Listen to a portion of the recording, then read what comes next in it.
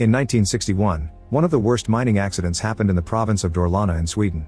An earthquake hit a village in the middle of the night, creating a massive crater above the mine.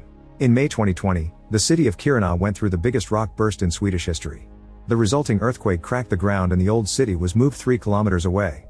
Kiruna has the world's biggest underground mine, which causes over 100 tremors per year, and they can never be predicted. In New Kiruna, a group of teenagers has gathered to drink and party near the mine. A boy crosses the fence to relieve himself, ignoring his friends when they warn him that it's a forbidden area. There's a very deep fault line in front of him and he gets scared when it trembles. Soon 2 more teens cross the fence to look for their friend.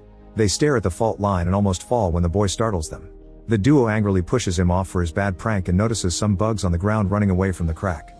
The boy gets ready to leave, but when he turns around, there's another tremble and the duo disappears. Then the boy gets on his knees to inspect the crack, hearing another quake coming before he falls as well. In the city, Taga has a birthday cake ready for his son Simon. He's worried because the boy hasn't come back after he left with some friends last night and won't answer the phone. Meanwhile, the mine's head of safety Frigga is doing a routine check on the mountain equipment when she receives a call informing her that there's been a light quake by the mine. She explains that the mountain is still unstable after the last incident and those small shakes are only natural. Moments later, Frigga takes a break from work to watch an old family video. Back then she and Taga were still married and Simon had a wonderful birthday party. The last text from Simon was sent last night and he was very angry with her, but she still sends him a happy birthday message assuming that he's at Taga's. Afterward, Frigga picks up her boyfriend De Beer at the train station. During the trip back to town, De Beer comments on the state of the mountain and Frigga explains that people are slowly moving out. Eventually the mine will have caused so much damage to the local ground that nobody will be able to live in this area. Suddenly they find a group of protesters blocking the street. They want the mining to stop so people won't lose their homes. Frigga just keeps driving to force them to move, however Micah stays and even lies down so the car almost crushes her. Then Frigga comes out to scold her, revealing that Micah is her daughter. An argument ensues since this could make Frigga lose her job, and Micah points out that it's not more important than people's safety. They're interrupted by one of the neighbors, who may lose her home soon but still wants everyone to get along. When they arrive home, Frigga notices that Micah put a piece of gum on a picture to cover Taga's face. She and De Beer try to get intimate but they're interrupted by another light quake, so Frigga checks the radar on her phone. The numbers are low, confirming this is just the mountain adjusting itself as usual. Later De Beer notices the cracks on the ceiling and worries about what the quakes do to this town. Frigga hears the neighbor's dogs barking like crazy outside, which is unusual behavior. At that moment Taga arrives and explains he can't find Simon. Things get awkward when he sees De Beer and Frigga is forced to do introductions. Then Micah arrives with her girlfriend Isla and complains about De Beer being there when they were supposed to be celebrating Simon's birthday as a family. The group assumes Simon sneaked back into the house after he went out with friends, so they take the cake to his room to surprise him. However, Simon isn't there either and Taga notices that his video game console is missing too. At that moment Frigga gets a call from the mother of Simon's best friend, who can't find her son either. Frigga promises to call her if she hears anything. Suddenly an earthquake hits the area, making the house shake for a few seconds and cracking the wall. Frigga and Taga check the numbers on their phones, noticing that things are getting worse. The mine then calls them to ask for their help because the earthquake has caused a cave-in. Before leaving, Frigga tells Micah to find her brother. On their way out, the adults notice the dogs barking getting worse and how they run in the opposite direction from the mountain. During the trip, Taga asks De Beer some uncomfortable questions, but De Beer is determined to be friendly. At the mine, an employee shares the details. Over 1,000 people have already been evacuated, but there are still 112 people stuck between levels 520 and 750. They contact the evacuation team who confirm that everyone is on their way up except for the last 22. Frigga has lots of work to do and tells De Beer she'll see him later, so he decides to leave. Taga follows him out and tells him that Frigga is married to her job, so he mustn't expect much from her. He also points out that his kids don't need a new father and that Frigg hasn't signed the divorce papers yet. Afterward, Taga joins Frigga and Erika in the car to enter the main mine tunnel. Frigga can't help saying hi to the plaque on the wall commemorating her late father. At noon, the car reaches 520 meters underground and the trio has to continue on foot. They meet an employee with a drone, which is following the debris to find the location of the cave-in. They start searching the area while hearing some rumbling on the surface. When Frigga gently knocks on the wall using a hammer, a bunch of rocks immediately collapses. The women are stunned for a few seconds but thankfully they only get some scratches. Then Frigga checks the new hole in the wall and is shocked to notice that the other side is hollow. They send in the drone and discover that the cavity is huge. The drone explores for almost 2 kilometers and the group realizes the hole is expanding toward the town, so Erika decides they need to evacuate. Taga thinks an evacuation is a little too extreme, so Frigga has to explain that the town will collapse soon. The team is making their way out when they hear some rumbling. Frigga touches the wall to analyze the situation and when the rumbling gets worse, she tells everyone to run. As the tunnel starts to collapse, The group runs as fast as possible and manages to hide in the rescue chamber just in time. Meanwhile, Micah continues to look for Simon and learns from another teen about the party. She tries to call her brother but he doesn't answer. As she walks around town, Micah keeps stepping on bugs. At home, Isla and her siblings also notice lots of bugs running, as if trying to escape. Suddenly a hole opens in the sandbox and a little boy gets stuck as he slowly falls. Isla immediately runs to rescue her brother, but the hole still swallows his tricycle. At the fire station, De Beer feels the quake too. The firemen are getting dozens of calls with problems caused by the tremors, like broken water pipes, runaway dogs, insect infestations, and a bus that got stuck in a crack in the road. De Beer is surprised to hear that life in Kiruna is always like this, and his new boss tells him to think about whether he really wants to move here. He also mentions that Frigga and Taga have been back and forth many times over the years. Eventually Micah checks her car and finds Simon's best friend sleeping in it plus a bunch of empty bottles on the back seat. The boy refuses to open the door, so Micah breaks the window with a rock. Isla appears to scold and an argument ensues, so the boy uses the chance to run away. Micah drops the conversation to go after him. As they cross the road, De Beer almost hits them with his car. Micah tackles the boy to the ground and De Beer rushes to separate them before things escalate. The boy explains he didn't steal Micah's car, Simon had been using it so he borrowed it to sleep in after drinking too much. He tells her the location of the party and how everyone somehow disappeared. Then Micah asks De Beer for his car, and when he takes out the keys from his pocket, he accidentally drops a box with an engagement ring. Micah knows about the unsigned divorce papers and tells De Beer that her mom only does that to annoy her dad. The duo heads together to the party place near the mine and they hear a phone ringing. They cross the fence to follow the noise only to discover the huge crack in the ground. Looking down reveals the phone ringing on top of a rock, which makes them realize what happened to the partygoers. There's another phone on the ground, so Micah decides to call Simon to locate him. However, they can't hear his phone. De Beer also calls his boss at the fire station to tell him what he's found. In the mine's rescue chamber, the team is using oxygen masks to breathe. They discuss what to do and realize they can't wait for rescue because they need to warn the locals about the upcoming danger as soon as possible. When the rumble outside stops, they leave the rescue chamber and look around to discover that the rocks have blocked the exit. Erica remembers the rescue ladders and Taga points out they haven't been used in 20 years, but they have no other choice. The team then takes another tunnel to try to find the stairs, however the fallen rocks have blocked it too. They can see a hole among the rocks that looks dangerous, but it may be their only salvation. Frigga starts crawling through it, only slowing down when she hears the rocks moving. After some effort, she manages to make it to the other side. Taga comes next, however no matter how hard he tries, he has to come back because he's claustrophobic, which is giving him a panic attack.